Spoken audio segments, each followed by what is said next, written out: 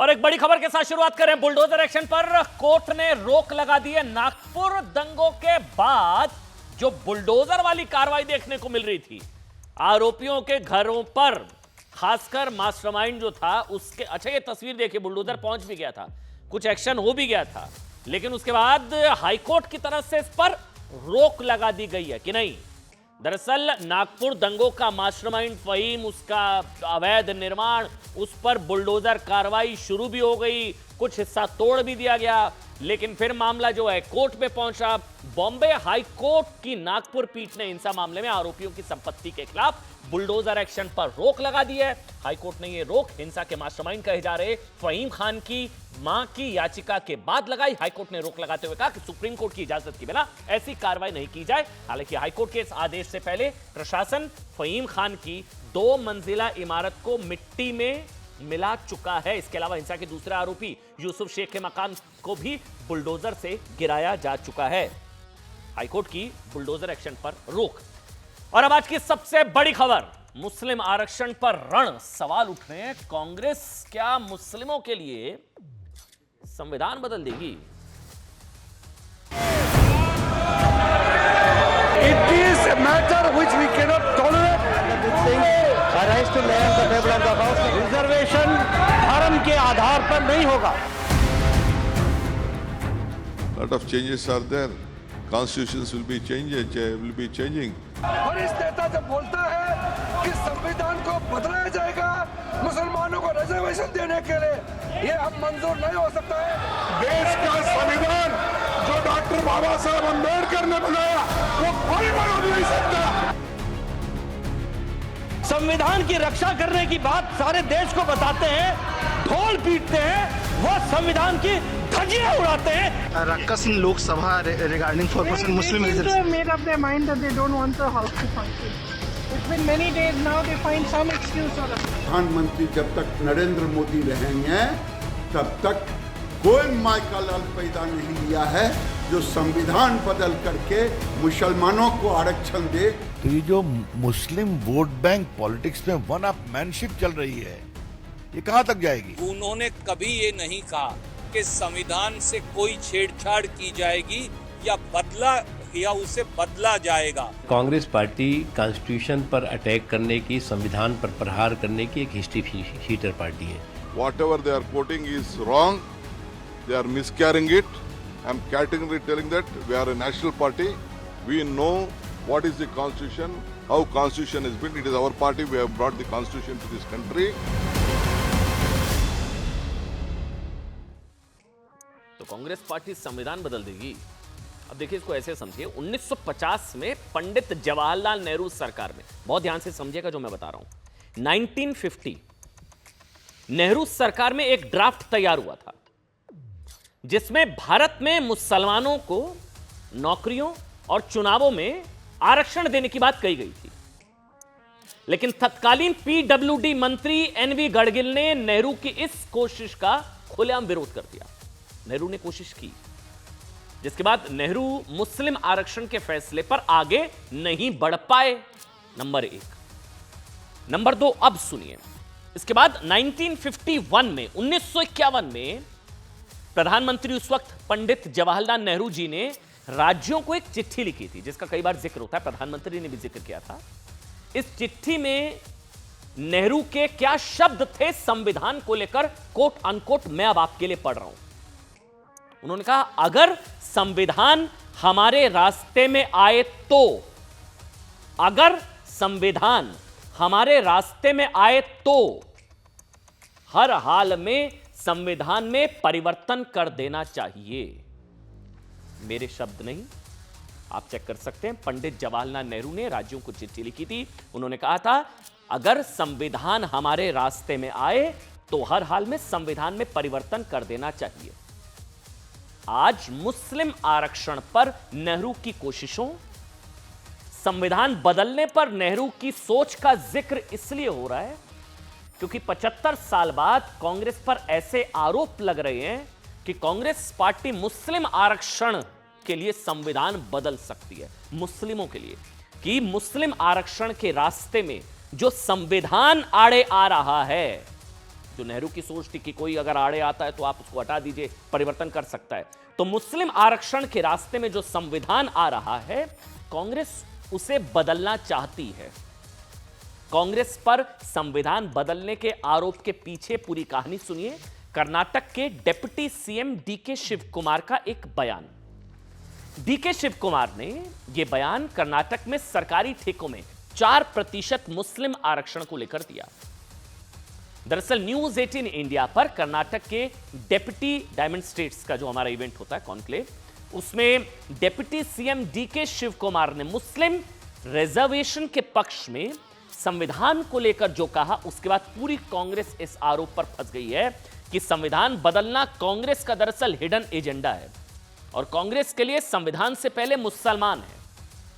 कांग्रेस ने कर्नाटक में सरकारी ठेकों में अल्पसंख्यकों को 5% आरक्षण दिया, धर्म आधारित आरक्षण। संविधान में इसकी इजाजत नहीं है, कोर्ट इसको स्ट्राइक डाउन कर सकता है, जिसके सबसे ज्यादा फायदा जिससे मुसलमानों को मिलेगा। अब कांग्रेस के इसी फैसले को लेकर उनसे सवाल पूछा गया था, तब उन्होंने कहा कि कोट अनकोट में पढ़ रहा हूं, कुछ फैसले ऐसे होते हैं जो संविधान बदल देते हैं। डीके शिव कुमार ने क्या कहा, मैं दोबारा से बता देता हूं।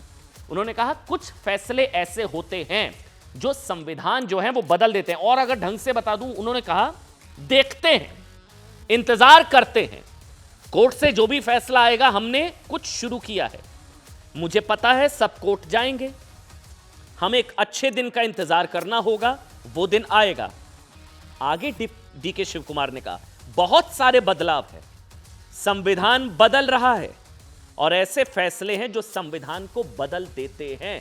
तो मतलब संविधान बदल देते हैं कुछ ऐसे फैसले। क्या संविधान बदलने जा रही है कांग्रेस मुसलमानों के लिए? ये डीके शिव कुमार के शब्द। अब अपने बयान पर सफाई दे रहे हैं कि मेरे बयान का गलत मतलब निकाला गया। हमारी ईमानदार कोशिश है साहब, आप दोनों बयान सुनिए, डीके शिव कुमार का पहला बयान, अब जो वो सफाई में कह रहे हैं उसको भी सुनिए और तस्वीर अपने मन में खुद स्पष्ट कीजिए, कौन सही कौन गलत कह रहा है। सुनाइए एक बार। Started something. I know that everyone will go to the court. Let us wait for some good day. Good day will come. Lot of changes are there. Constitutions will be changing. There are judgments which alters the constitution also. Whatever they are quoting is wrong. They are miscarrying it. I am categorically telling that we are a national party. We know what is the constitution, how constitution has been. It is our party. We have brought the constitution to this country. अब देखिए हो क्या गया। DK Shiv Kumar साहब के इस बयान को ऐसे भी समझिए, पिछले कुछ सालों से कांग्रेस और पूरा विपक्ष हाथों में संविधान की मिनी कॉपी लहराकर यह आरोप लगा रहा था, मोदी राज में संविधान खतरे में, मोदी संविधान बदल देंगे। 24 का चुनाव याद है, मोदी आएंगे संविधान खत्म हो जाएगा, मतलब संविधान की जगह मनुस्मृति लागू कर देंगे, संविधान खत्म हो जाएगा, मोदी संविधान खत्म कर देंगे। खतरे में संविधान मोदी की वजह से, याद है ना। 24 का लोकसभा चुनाव दुष्प्रचार फैलाया गया, मोदी आएंगे तो संविधान बचेगा नहीं, संविधान खत्म कर दिया जाएगा, संविधान खतरे में। लेकिन कांग्रेस के सीनियर लीडर के एक बयान के बाद बीजेपी उल्टा कांग्रेस से सवाल पूछ रही है, साहब कि खतरा तो संविधान से आपको है। संविधान असल में खतरे में है तो कांग्रेस पार्टी से है। संविधान को आप बदलने की बात करें मुसलमानों के लिए, इसलिए कांग्रेस के वरिष्ठ नेता मुसलमानों को आरक्षण के लिए संविधान बदलने तक की बात कर रहे हैं। अच्छा, संविधान बदलने पर आज कांग्रेस का ट्रैक रिकॉर्ड का भी जिक्र हो रहा है ना साहब। देखिए, कांग्रेस भले ही कहती हो कि मोदी संविधान बदलना चाहते हैं, अच्छा ये 2 आंकड़े आ गए साहब, पूरी पिक्चर कुछ कहने की जरूरत ही नहीं है। नेहरू गांधी परिवार ने 56 बार संविधान बदला, मोदी सरकार में 8 बार। तो आप अगर इसको मतलब ये 7 8 या 56 7 गुना, अच्छा हाँ ये तो 7 गुना हो गया। 8 बार मोदी जी ने बदला, नेहरू गांधी परिवार ने 56 बार संविधान बदल दिया, तो ये तो हो गया 7 गुना।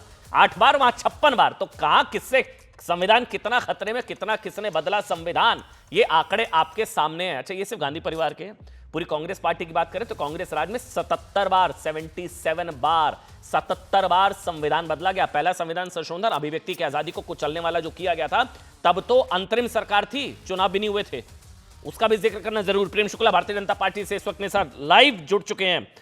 मेरे साथ यहां पर मोहम्मद फैज खान हैं जो कि नेशनल कन्वीनर हैं मुस्लिम राष्ट्रीय मंच के।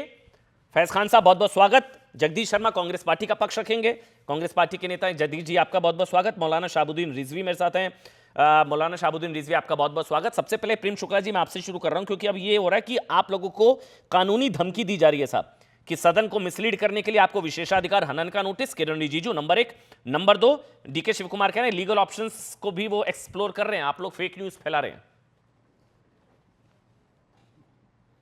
देखिए, न्यूज़ 18 इंडिया तो फेक न्यूज़ नहीं फैला रहा है।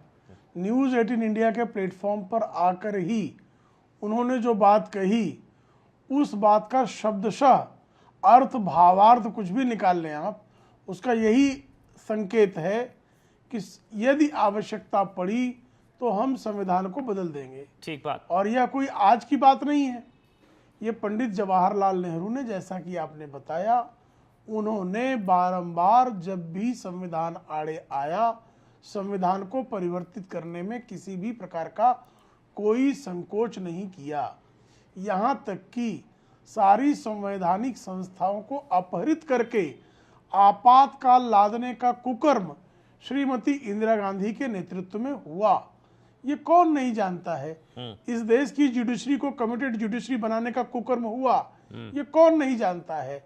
मुसलमानों को धर्म के आधार पर आरक्षण नहीं दिया जाता, नहीं दिया जा सकता। यह संविधान सभा का स्पष्ट उद्घोष होने के बावजूद क्या यह सत्य नहीं कि आंध्र प्रदेश की कांग्रेस की सरकार ने मुस्लिम आरक्षण का शिगुफा 2005 में छेड़ा? क्या यह सत्य नहीं है कि कर्नाटक में जो इन्होंने कैटेगरी 2B लाई है, जिसके बारे में national commission for backward classes ने बाकायदा 2024 में स्पष्टता से कहा कि आपने जो कैटेगरी 2B बनाई है, कैटेगरी 2B धर्म के आधार पर आरक्षण है और धर्म के आधार पर आरक्षण नहीं दिया जा सकता। कैटेगरी 2B के आधार पर सारे मुसलमान जो है वो पिछड़े की श्रेणी में आ जाते मतलब हैं। ये तो अलग सारे गेम है। मुसलमान पिछड़े की श्रेणी में मैं बताऊं कैसे आ आपको सकते हैं? शुक्ला जी, आपको मेरे से ज्यादा बेहतर पता होगा, लेकिन जो मेरी रिसर्च टीम ने मुझे बताया, तमिलनाडु में एक सिचुएशन ऐसी आ गई थी कि जितने ओबीसीज को रिजर्वेशन मिल रहा था उसमें 95% मुस्लिम थे। बंगाल में यह हाल हो गया था कि जितने ओबीसीज को रिजर्वेशन मिल रहा था उसमें मेजॉरिटी छोड़िए 80-80, 90-90% से मुस्लिम जातियों को उसमें इंक्लूड कर लिया गया था। मतलब ओबीसी का हक मारकर कैसे मुस्लिम तुष्टीकरण का खेल खेला जा रहा था, जो ओबीसी बैकवर्ड कमीशन की तरफ से इसका खुलासा हुआ था। लेकिन आदरणीय प्रधानमंत्री जी यही तो चेतावनी दे रहे थे। मेरे को जगदीश जी समझाएंगे फिर। जगदीश जी करना है तो खुलकर डंके की चोट पर करिए ना। यही सतर्क कर रहे थे मुसलमानों के लिए अगर आरक्षण बदलना, अगर मुसलमानों के लिए संविधान बदलने की सोच है आप लोगों की, तो खुलकर खेलिए, क्या डरना, क्या डंके की चोट पर करिए। हाँ, बदल लेंगे संविधान मुसलमानों के लिए, कह दीजिए, क्या प्रॉब्लम है? कह तो दिया ही वैसे, सॉरी। देखिए अमन भाई, सबसे पहले प्रेम शुक्ला जी ने एक शुरुआत बहुत अच्छी करी, मैं हंसा भी उसके ऊपर। उन्होंने कहा न्यूज़ 18 तो बहुत ईमानदार चैनल है। मैं तो कहता नहीं बेईमान है, पर प्रधानमंत्री जिस गौर को लेकर आए उस लिस्ट में न्यूज़ 18 चैनल में कुछ एंकर भी हैं। कहने के मैं समझता हूं आज ये जो बात बीजेपी कर रही है, आपने भी इनसे नहीं पूछा कि कर्नाटक, आंध्र प्रदेश में, गुजरात में, बिहार में क्यों आरक्षण दे रहे हैं। और जो हमारे नेता की बात कर रहे हैं कि उन्होंने कह दिया कि बदल देंगे, तो भाई वो तो किस हैसियत से बदल देंगे? धर्म के आधार पर बदल नहीं सकते, सबको पता संविधान है। पर हमारे देश के प्रधानमंत्री जो कहते हैं कि सबका साथ सबका विकास, क्या वो झूठा है? हमारे देश के प्रधानमंत्री जो कहते हैं काला धन लाएंगे, अच्छे दिन लाएंगे, कर रहे हैं संविधान नहीं बदलेंगे, नहीं बदलेंगे। क्यों बदलेंगे? तो बिना संविधान संशोधन के क्या मुसलमानों को आरक्षण दे सकते हैं आप लोग? कोर्ट में तो टिकेगा नहीं। तो या तो फिर आप लॉलीपॉप दे रहे हैं, झूठ बोल रहे हैं। मेरे को बताइए, क्या बिना संविधान संशोधन के मुसलमानों को धर्म आधारित आरक्षण दिया जा सकता है? जगदीश जी, मेरी जानकारी थोड़ी कम है, मुझे बताइए। बात मुसलमानों की नहीं है, आप गुमराह मत करें, बात मुसलमानों की नहीं। अरे आप मुसलमानों को गुमराह कर रहे हैं। जब बिहार में दे सकते हैं, आंध्र प्रदेश में ओबीसी कैटेगरी में दिया गया है, ओबीसी कैटेगरी में। आप क्या पढ़कर आइए, आपको जानकारी, वो ओबीसी कैटेगरी में है। की बात करते हैं, मैं आपको कुछ ज्यादा जानकारी मैं बता रहा हूं।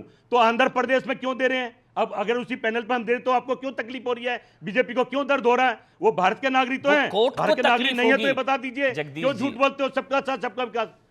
कोर्ट को तकलीफ, कोर्ट ने उसको स्ट्राइक डाउन किया जब ऐसी कोशिश। जगदीश जी आराम से सुनिए, आपकी जान, एक मिनट आराम से सुनिए, हाँ एक मिनट आराम से सुन ले, समझ लेते हैं। हो सकता है जितने लोगों को नहीं समझ में आ पा रहा होगा। देखिए, धर्म आधारित आरक्षण संविधान में नहीं है, नहीं दिया जा सकता। आप भी मानते हैं, मैं भी मानता हूं।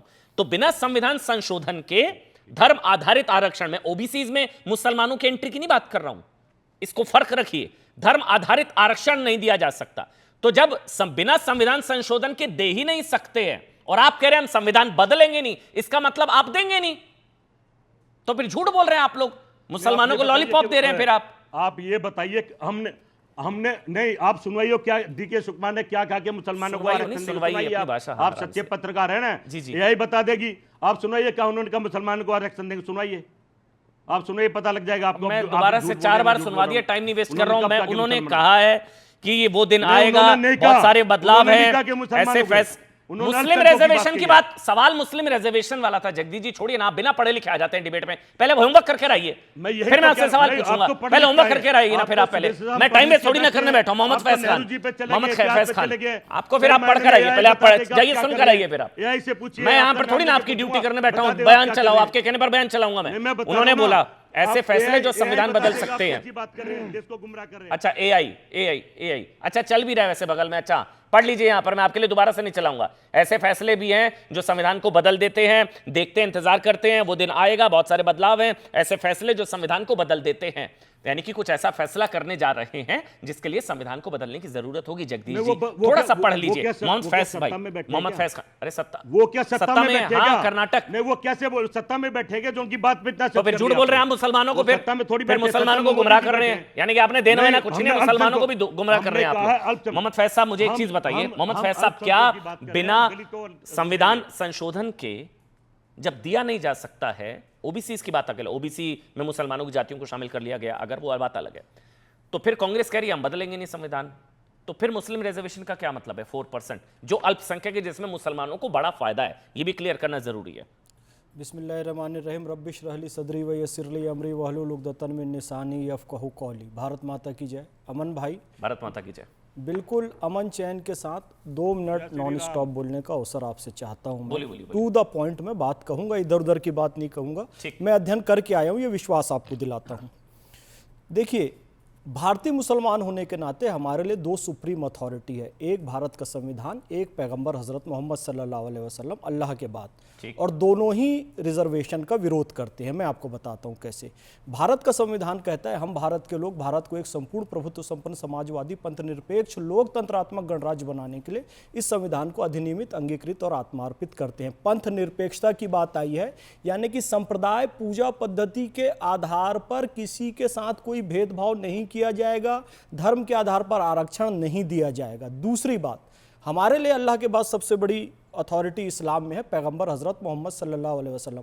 अपने अंतिम खुतबे में उन्होंने कहा, यानी आखिरी प्रवचन में बढ़िया लाइन कही कि तुम सब बराबर हो, केवल नेक काम के आधार पर ही कोई श्रेष्ठ हो सकता है जब सब बराबर हैं। एक बड़ी प्यारी लाइन है कि एक ही सफ में खड़े हो गए महमूद और अयाज, ना कोई बंदा रहा ना कोई बंदा नवाज, तो फिर कोई छोटा बड़ा छुआछूत की बात तो इस्लाम में है ही नहीं, तो फिर आरक्षण का प्रश्न नहीं उठता। ये इस्लाम के मूल सिद्धांत समानता के खिलाफ होगा, संविधान के मूल सिद्धांत धर्मनिरपेक्षता और समानता के खिलाफ होगा, धर्म के आधार पर।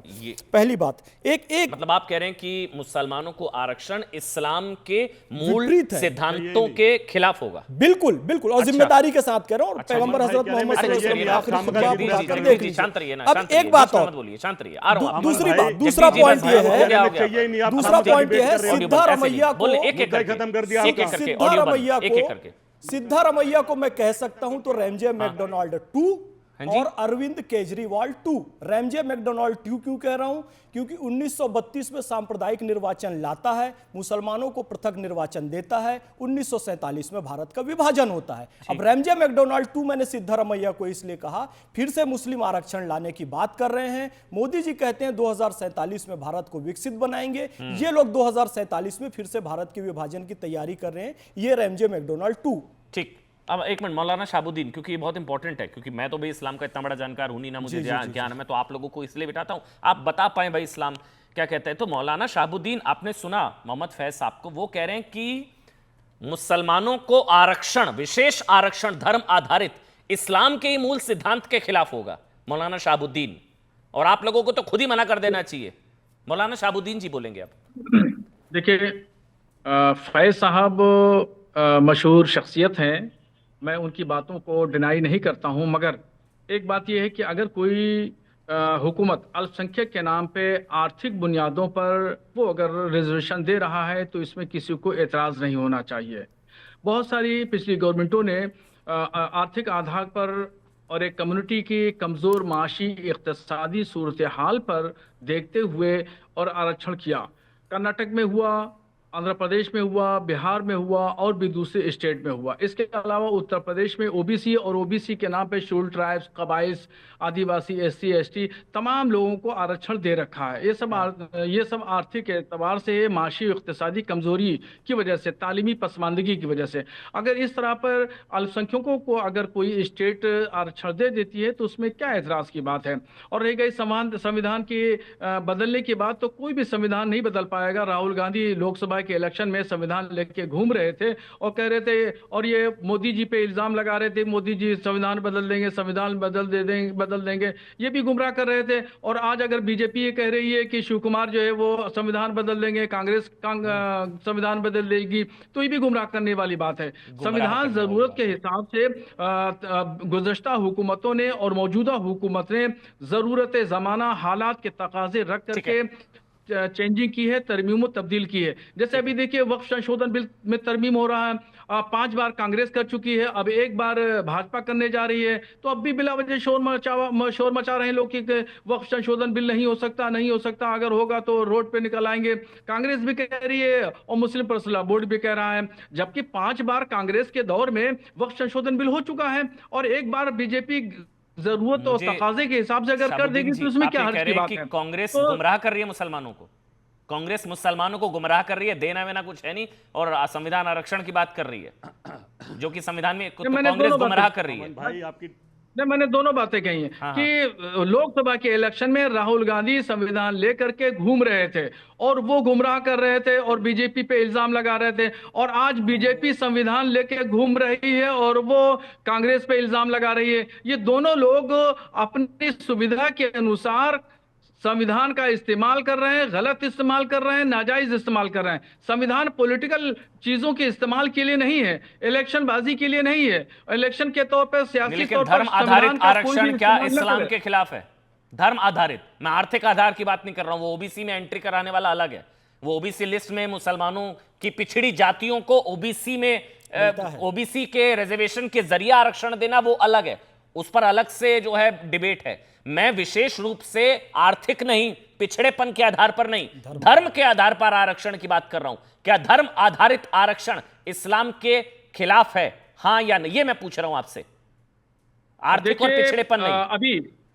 अभी जी ठीक है, बिल्कुल आप बात सही कह रहे हैं। ये जमहूरी मुल्क है और जमहूरी मुल्क में जमहूरी निज़ाम के तहत बातचीत होती है और उसके तमाम मसाइल हैं। अभी मैं कह दूंगा तो आप कहेंगे शरीयत बड़ी है, संविधान बड़ा, फिर आप शरीयत लागू करने की बात करेंगे, तरह तरह के सवाल खड़ा कर देंगे। प्रधानमंत्री ने, साबिक प्रधानमंत्री डॉक्टर मनमोहन सिंह ने सच्चर कमेटी बनाई थी और सच्चर कमेटी जस्टिस सच्चर के नेतृत्व में उसने पूरे हिंदुस्तान में सर्वे किया और ये सर्वे किया कि मुसलमानों की आर्थिक स्थिति क्या है। तो उसने जो रिपोर्ट पेश की, जो आखिरी रिपोर्ट पेश की, तो उसमें यह कहा कि मुसलमानों की आर्थिक स्थिति दलितों से भी ज्यादा गई गुजरी है, बुरी हालत है। तो बोलेंगे ही नहीं। अब अगर इस बुनियाद पर कोई भी हुकूमत उनके उत्थान के लिए, तरक्की के लिए अगर रिजर्वेशन दे देती है कुछ %, तो उसमें शोर होगा, हंगामा मचाने की कोई जरूरत नहीं है। आपको खुश होना चाहिए, आपको खुश होना चाहिए कि एक कम्युनिटी डेवलप हो रही है। ठीक है, क्या आपत्ति है प्रेम शुक्ला जी? नहीं मैं अच्छा ठीक है, मैं आ रहा हूं आपके पास, एक मिनट आ रहा हूं जगदीश जी। प्रेम शुक्ला जी, अगर आर्थिक आधार पर पिछड़े मुसलमानों को आरक्षण दे दिया जाता है तो इसमें क्या आपत्ति है? मिलता है वो, हालांकि पिछड़े मुसलमानों को तो आरक्षण पहले से प्राप्त है। आपकी जानकारी के लिए कर्नाटक सरकार ने 2A के तहत पिछड़ों की 17 जातियों को कर्नाटक में आरक्षण दिया हुआ है। लेकिन जो ये 2B है, 2B में सारे मुसलमानों को कवर कर लिया गया। तो सारा मुसलमान पिछड़ा कैसे है? सैयद कैसे पिछड़ा हो गया साहब? शेख कैसे पिछड़ा हो गया? सारे मुसलमान पिछड़े हैं क्या? जिन लोगों ने कहा कि हम जो है 800 साल शासन कर रहे थे इस देश में, वो पिछड़े कैसे हो गए? उनका सामाजिक आधार पर किसने जो है विरोध किया? वो अस्पृश्यता है क्या इस्लाम में? भाई जिन हजरत पैगंबर मोहम्मद साहब के जिस आखिरी खुतबे की जो चर्चा की आदरणीय मोहम्मद फैज ने, आखिरी प्रवचन, आखिरी खुतबा ईस्वी सन 632 मक्का शरीफ में उन्होंने दिया। उन्होंने कहा कि धर्म के आधार, उन्होंने कहा कि किसी रेस के आधार पर, किसी तरह के कलर के आधार पर। कोई भेदभाव मुसलमानों में हो ही नहीं सकता। और अल्लामा इकबाल शिकवा में लिख गए, एक ही सफ में खड़े हो गए महमूद व अयाज, न कोई रहा बंदा न कोई बंदा नवाज। तो आपके यहाँ तो पिछड़ा अगड़ा है ही नहीं, आपके यहाँ स्पृश्यता अस्पृश्यता तो थी ही नहीं। जगदीश जी, अब फिर भी हम मान लेते हैं कुछ पिछड़े आपके यहाँ हैं। 2B कैटेगरी में फिर उसके सारे बाद भी मुसलमानों आप को जो शामिल है कर लिया गया। सारे मुसलमानों को पिछड़ा कैसे मान ले रहे हैं? सारे मुसलमान पिछड़ा कर्नाटक में 2B कैटेगरी। देखिए 2 करोड़ 4%। देखिए भाई, देखिए अल्पसंख्यक और पिछड़े में, अल्पसंख्यक पिछड़े में कैटेगरी है। अब कैटेगरी हिसाब से फिर पढ़ना पड़ेगा, किताब खोलनी पड़ेगी, फिर आपके पढ़ के नहीं आए। कहना कि मैं समझता हूँ भारतीय जनता पार्टी तो दे दे तो ठीक नहीं, मैं बता रहा हूँ भारतीय जनता पार्टी दे दे तो ठीक, आप उनसे सवाल नहीं करेंगे। और राहुल गांधी देश के लोग भी मदद करें तो आप लठ उठा के चल देते हैं पीछे। कहना कि राहुल गांधी संविधान की बात कर रहे हैं, इन्होंने तो नारा दिया था मैं जो बता रहा हूं, इन्होंने नारा दिया था 400 पार और संविधान बदलते बीजेपी। सारे मुसलमान कैसे भाई मैं तो नहीं कहता पिछड़े थे, मुसलमान अच्छे भी है काम करने। तो 2B में तो सारे मुसलमानों को शामिल कर लिया गया ना। आप मेरे ख्याल से आप एक काम करिए, आप ब्रेक लीजिए, आप पढ़िए, आप एक बार पढ़ लीजिए। अमन जी, जो 2B कैटेगरी में सभी को शामिल किया गया है, सबके विकास की बात करते हैं, सबका साथ और सबके विकास की बात करते हैं, तो मैं समझता हूं धर्म को हटा के नहीं, गरीब आदमी को आरक्षण दो जिसको जरूरत है, किसी भी धर्म का हो। गलत फैसला है कांग्रेस उसको देना चाहिए। अगर ये राजनीतिक आधार पर होना चाहिए, धर्म के आधार पर नहीं होना चाहिए। फैसला तो ठीक है, अब नेहरू पे चले जाओगे, कहीं चले, मैं जो कह रहा हूं ना सही फैसला तो आप हम डिबेट करते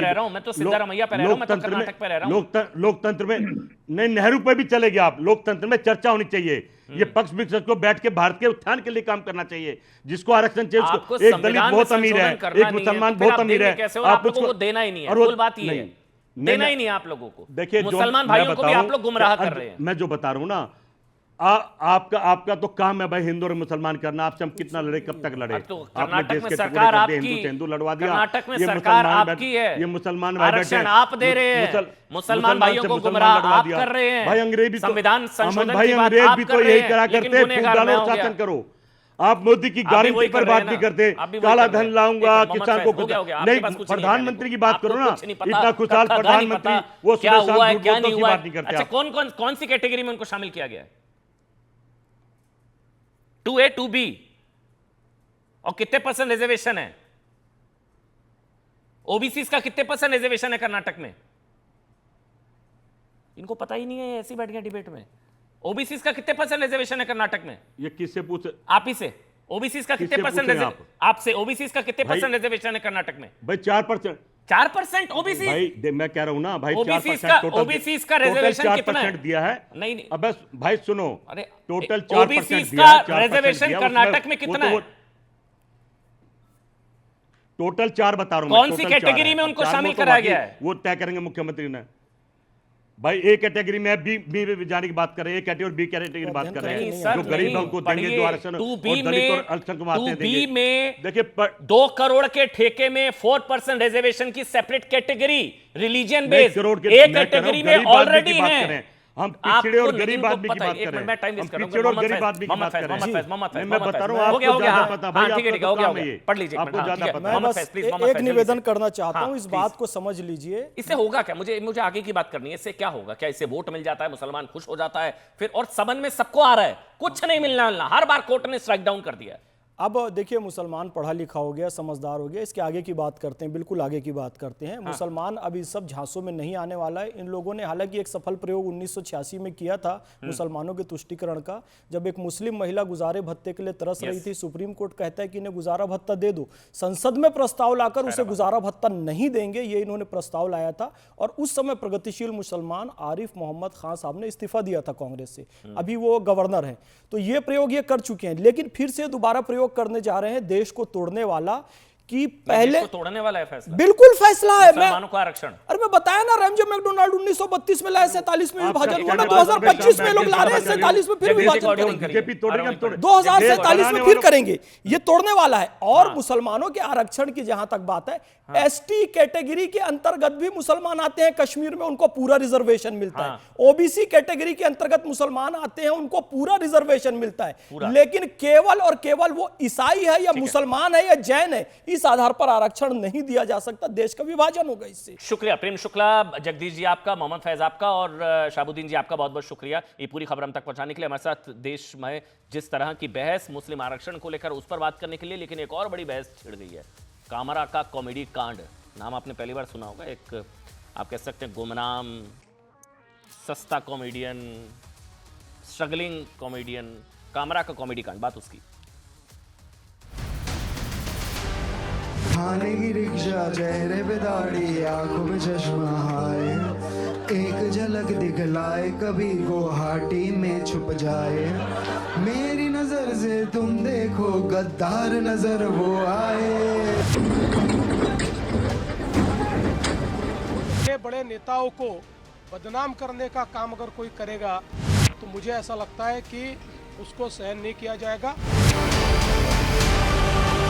कुणाल कामरा ने, मुझे नहीं लगता कुछ गलत कहा है। गद्दारों को गद्दार करना ये किसी पर हमला करने की बात नहीं है। जो गद्दार है वो गद्दार है। अश्लील शब्दों का उसने वापर किया है, जो बेहुदा शब्द उसने एकनाथ शिंदे जी के बारे में कहा है, ये महाराष्ट्र का जनता का अपमान है।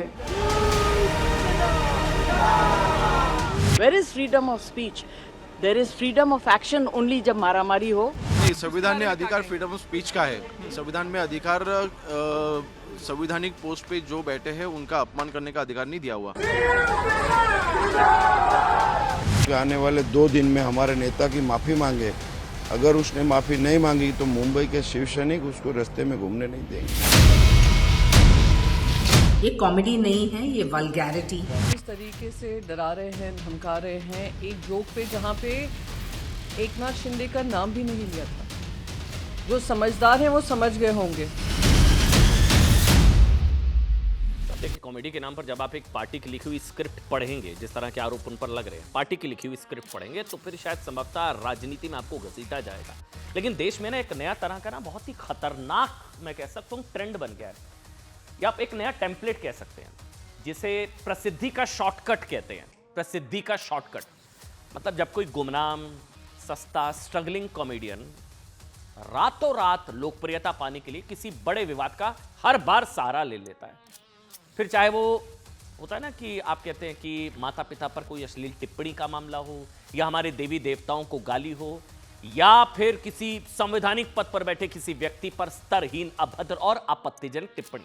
ये शॉर्टकट होता है। जानबूझकर ऐसे विवाद अक्सर उस सस्ते, स्ट्रगलिंग, गुमनाम कॉमेडियन को रातों रात प्रसिद्धि दिला देते हैं। ऐसा ही शायद कामरा के साथ हुआ, ये कामरा का कॉमेडी कांड।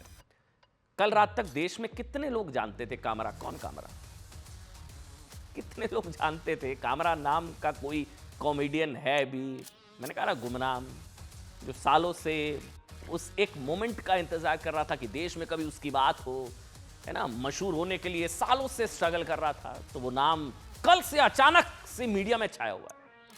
कोई उसके बचाव में है, कोई उस पर हमला कर रहा है। उस पर छोड़ दीजिए, मैं मेरिट पर बात ही नहीं कर रहा हूं, लेकिन कुल मिलाकर ना उसने जो चाहा वो पाया। कामयाबी वाला शॉर्टकट अपनाया, जानबूझकर किसी संवैधानिक पद पर बैठे एक नेता को गद्दार कहा, अपमान किया, स्तरहीन टिप्पणी की, निशाने पर आया, चर्चा में आया। यही लोकप्रियता का नया टेम्पलेट बन गया, जहां एक गुमनाम आज हर जगह चर्चा में है। साहब, आज बीजेपी के नेता कामरा के खिलाफ सख्त से सख्त कार्रवाई की बात कर रहे हैं, कांग्रेस उद्धव गुट बचाव में है। ऐसा इसलिए क्योंकि कामरा ने कॉमेडी के नाम पर बहुत ही प्लान्ड तरीके से, मैं बहुत जिम्मेदारी से बोल रहा हूं, बहुत ही प्लान्ड तरीके से महाराष्ट्र के डिप्टी सीएम एकनाथ शिंदे के खिलाफ अभद्र, आपत्तिजनक, स्तरहीन बातें कही। वैसे तो इसकी जांच होनी चाहिए साहब कि पॉलिटिकल पार्टी की स्क्रिप्ट लिख रहे होते हैं क्या? शिंदे गुट की तरफ से यह भी दावा किया जा रहा है कि दिशा सालियान के पिता जब कोर्ट में गए तब यह मामला सामने आया, ताकि दिशा सालियान वाले मामले से ध्यान हटाने के लिए कामरा किसी के कहने पर यह स्क्रिप्ट पढ़ रहे हैं, यह आरोप है। लेकिन कॉमेडी के नाम पर एकनाथ शिंदे को गद्दार कह दिया, गद्दार। पहले आपको कॉमेडी के नाम पर कामरा की भद्दी मानसिकता और ओछी सोच दिखाते हैं, फिर आपको बताएंगे कैसे इस सस्ते कॉमेडियन के चक्कर में राहुल गांधी पर भी एफआईआर की मांग हो रही है। साहब देखिए, थाने की रिक्शा, चेहरे पे दाढ़ी, आंखों में चश्मा, हाय थाने की रिक्शा, चेहरे पे दाढ़ी, आंखों में चश्मा, हाय एक झलक दिखलाए, कभी गुवाहाटी में छुप जाए, मेरी नजर से तुम देखो, गद्दार नजर वो आए। थाने की रिक्शा, देखिए गद्दार शब्द का इस्तेमाल कर दिया, अब हुआ ये, एक स्टैंड अप कॉमेडी शो में इस कॉमेडियन ने एक संवैधानिक पद पर बैठे व्यक्ति के खिलाफ ये कॉमेडी है। आप अपमान करें किसी का, आप अभद्रता करें, किसी पर इस तरह का हमला करें, आप गद्दार बता दें, आप कहें कॉमेडी है। अब शिव सैनिक भड़क गए साहब, शिव सैनिक, ये देखिए तस्वीरें, ये सब जानबूझकर किया जाता है, सस्ती लोकप्रियता पाने के लिए कुछ गुमनाम जो है ना स्ट्रगलिंग एक्टर्स इस तरह से करते हैं, फिर रातों रात पब्लिसिटी। शिव सैनिकों ने क्या किया, कुणाल कामरा के खिलाफ एफआईआर दर्ज कराई, गिरफ्तारी की मांग की और जगह देखिए, आप वो तीसरी तस्वीर देखिए, तोड़फोड़ साहब। यहां तक कि शिव सैनिकों ने मुंबई के खार में हैबिटेट कॉमेडी क्लब में जमकर तोड़फोड़ मचा दी। क्या कह दिया हमारे नेता को, ये वही जगह है जहां कुणाल कामरा ने एकनाथ शिंदे पर विवादित एपिसोड शूट किया था। इसके अलावा शिव सैनिकों ने यह भी कहा कि कामरा जहां भी मिल जाएंगे उसका मुंह काला कर दिया जाएगा। शिवसेना के एक नेता ने मुंबई पुलिस को शिकायत दी है कि यह बात मानने के कई कारण है कि कामरा ने जिस तरह शिंदे का अपमान किया वो एक पूर्व नियोजित कृत्य था और कामरा ने आदित्य ठाकरे, संजय राउत और राहुल गांधी के साथ इस कॉन्स्पिरेसी को अंजाम दिया। कॉमेडी के नाम पर पार्टी की स्क्रिप्ट पढ़ रहे थे। अभद्रता का मामला जानते हैं, विधानसभा में भी उठा। अच्छा, ये वो तस्वीरें जब शिव सैनिकों ने वहां पर तोड़फोड़ की, उस ऑफिस में पहुंच गए, जो स्टूडियो है वहां पर पहुंच गए, तोड़फोड़ की। हालांकि हम बताते हैं साहब, तोड़फोड़ करना किसी भी तरह से गलत है। मतलब अगर आपको कॉमेडी पसंद नहीं है या उसकी इस तरह से उसने कुछ गलत किया तो आप मामला थाने में दर्ज कराइए, पुलिस जांच करेगी। कानून अपने हाथ में लेना गलत है। मुख्यमंत्री देवेंद्र फडणवीस ने विधानसभा में कहा है साहब कि हम अभिव्यक्ति की स्वतंत्रता में विश्वास करते हैं, लेकिन अगर अभिव्यक्ति की स्वतंत्रता अत्याचार की ओर ले जाती है तो ये मंजूर नहीं है। मुख्यमंत्री ने कहा कि ये गद्दार कौन है, ये महाराष्ट्र की जनता चुनावों में बता चुकी है और महाराष्ट्र में बड़े विश्वास से एकनाथ शिंदे को जन्मत दिया, इसलिए कुछ लोग महाराष्ट्र की जनता से बड़े नहीं हैं। वहीं उद्धव गुट के जो अध्यक्ष हैं उद्धव ठाकरे जी, वो ऑन एक्सपेक्टेड लाइंस कामरा के बचाव में आ गए। यही शिंदे गुट कह रहा है कि इसके पीछे उद्धव ठाकरे हैं, उन्हीं की स्क्रिप्ट है जो पढ़ रहे हैं। ये तरफदारी करते हुए कहा कि उसने कुछ भी गलत नहीं कहा। उद्धव ने कहा कि जो गद्दार है वो गद्दार है। सुनिए, राज्यातल्या एखाद्या उच्चपदस्थ नेत्याबद्दल, ज्या नेत्याबद्दल राज्यातल्या जनतेमध्ये आदरभाव आहे, अशा नेत्याबद्दल इतक्या खालच्या दर्जाला जाऊन कोणीतरी बोलतो आणि त्या ठिकाणी आमच्या समोरच्या बाकावरचे काही लोक हे तात्काळ त्याच्या समर्थनार्थ उभे राहतात। लगेच एकाचं ट्वीट येतं, दुसऱ्याचा क्लिप येते, चौथ्याची क्लिप येते। एका कामराशी ठरवून चाललेला आहे का कामराला तुम्ही सुपारी दिली है? कुणाल कामरा ने मुझे नहीं लगता कुछ गलत कहा है। गद्दारों को गद्दार करना ये किसी पर हमला करने की बात नहीं है, जो गद्दार है वो गद्दार है। कुणाल कामरा ने मुझे नहीं लगता कुछ गलत कहा है। गद्दारों को गद्दार करना ये किसी पर हमला करने की बात नहीं है, जो गद्दार है वो गद्दार है। एक तरफ शिवसैनिका के कार्यकर्ताओं ने रविवार को हैबिटेट कॉमेडी क्लब में तोड़फोड़ कर दी, जहां कुणाल कामरा का कार्यक्रम शूट किया गया और ये देख रहे बीएमसी के अधिकारी जो है वहां पर हथौड़ा लेकर पहुंच गए। बीएमसी की टीम भी हथौड़ा लेकर स्टूडियो पहुंच गई। कुछ कार्रवाई करती हुई भी नजर आई बीएमसी की टीम। वहां पर जो बताया जा रहा है कि जो इलीगल तरीके से जो चीजें वहां पर बनाई गई थी उसको वहां पर हटा दिया गया बीएमसी। अब कुछ लोग याद दिला रहे हैं साहब कि जब कंगना पर बुलडोजर की कार्रवाई हुई थी तब कामरा ने उसको कहा था तो अच्छा हुआ। आज कामरा के इस कॉमेडी के बाद वहां के स्टूडियो में बीएमसी का जो एक्शन हो रहा है उसको लोग कुछ कह रहे हैं कि ये दरअसल कामरा का कर्मा है। जब कंगना के खिलाफ बुलडोजर एक्शन हुआ था ना, तब जो है कामरा का एक वीडियो भी वायरल हुआ था जो चल भी रहा है कि अच्छा है, बढ़िया हो गया, क्या है, अच्छा है, अच्छा है, अच्छा है। और आज कामरा पर बीएमसी का एक्शन, इसलिए कंगना, कामरा और कर्मा, कुछ लोग कह रहे हैं कर्मा है। सवाल ये भी है साहब कि अभिव्यक्ति की आजादी का दुरुपयोग क्या वाकई हो रहा है? क्या ये मतलब अभिव्यक्ति की आजादी, अभिव्यक्ति की आजादी? ये सवाल इसलिए क्योंकि जिस कामरा पर कार्रवाई को अभिव्यक्ति की आजादी पर हमला बताया जा रहा है, उन पर पहले भी जानबूझकर कई बार कॉमेडी और अभिव्यक्ति के नाम पर विवादित और आपत्तिजनक टिप्पणियां करने के आरोप लग चुके हैं। Is a serial offender. 2020 में कुणाल कामरा सुप्रीम कोर्ट के चीफ जस्टिस का मजाक उड़ाने के आरोप में अदालत की अवमानना की कार्रवाई का सामना कर चुके हैं। चीफ जस्टिस सुप्रीम कोर्ट को ब्राह्मण बनिया मामला बता चुके हैं। कामरा सुप्रीम कोर्ट को सुप्रीम जोक कह चुके हैं। कोविड के दौरान मोदी सरकार के हाथ खून से सने हैं, तो इसलिए सवाल यह भी है कि क्या वाकई अभिव्यक्ति की आजादी का दुरुपयोग हो रहा है। और अब बात करेंगे नागपुर में योगी मॉडल की। जी हां, बुलडोजर एक्शन नागपुर। नागपुर हिंसा केस में आज फडणवीस सरकार के बुलडोजर एक्शन पर बड़ी खबर यह है, बॉम्बे हाई कोर्ट की नागपुर पीठ ने रोक लगा दी है। इससे हिंसा के उन आरोपियों को बड़ी राहत मिली है, दंगे के आरोपियों को जिनके खिलाफ बुलडोजर एक्शन हो सकता था।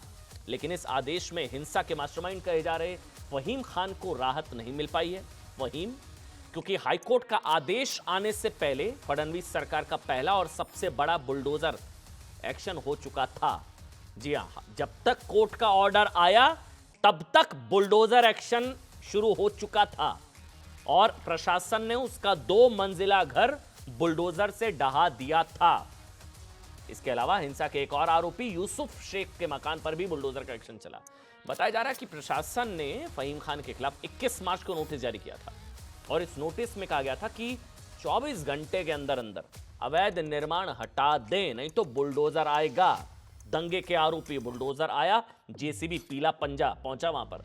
इस मामले में आज बॉम्बे हाईकोर्ट की नागपुर बेंच ने प्रशासन के बुलडोजर एक्शन पर रोक लगा दी। हाईकोर्ट ने इस बात को लेकर चिंता जताई साहब कि कार्रवाई से पहले संपत्ति मालिकों की सुनवाई क्यों नहीं हुई, 24 घंटे का अल्टीमेटम क्यों। इसी को लेकर हाईकोर्ट ने सरकार और नगर निगम को निर्देश दिया कि वे इस मामले में जवाब दाखिल करें। हालांकि नागपुर में योगी मॉडल पर बुलडोजर चलाए जाने की चर्चा शनिवार से हो रही थी। देखिए, हिंसा के मास्टरमाइंड कहे जा रहे फहीम खान को 17 मार्च को हिंसा के बाद गिरफ्तार किया गया था। फहीम पर 500 से ज्यादा दंगाइयों को इकट्ठा करने और हिंसा को बढ़ावा देने का आरोप है। नागपुर में 17 मार्च को औरंगजेब की कब्र हटाने की मांग को लेकर वीएचपी और बजरंग दल ने प्रदर्शन के दौरान कुछ दंगाइयों ने पथराव किया था, हिंसा की थी, दंगे की नौबत आई थी। फिर उसमें पूरी तरह देखिए उस वक्त की तस्वीर। हालांकि आज बुलडोजर आया, जिसके बाद देखते ही देखते पूरे इलाके में दंगे भड़क गए। आगजनी और पथराव में 1 दर्जन से ज्यादा पुलिसकर्मी जख्मी हुए, करीब इतने ही आम नागरिक जख्मी हो गए थे। भड़काए गए दंगाइयों ने कई गाड़ियों और घरों को आग के हवाले कर दिया। पुलिस के मुताबिक इस पूरे दंगे की स्क्रिप्ट मास्टरमाइंड फहीम खान ने रची थी। इसको लेकर देवेंद्र फडणवीस ने क्या कहा बुलडोजर एक्शन को लेकर, सुनिए। उद्धव ठाकरे ने क्या कहा, पहले वो सुनिए। है उन्होंने कहा है कि देश में लेफ्ट लिबरल्स और जो कम्युनल लोग हैं, अर्बन नक्सल्स है, वो काम कर रहे हैं और इनके अगेंस्ट स्ट्रिक्टेस्ट एक्शन लिया। फिर आप गृह मंत्री हो ना, डबल इंजन चल रही है ना सरकार, पूरा देश आपके हाथ में, महाराष्ट्र आपके हाथ में, उसके बावजूद नागपुर में दंगा कैसे होता है, तो जवाब देना चाहिए उन्हें।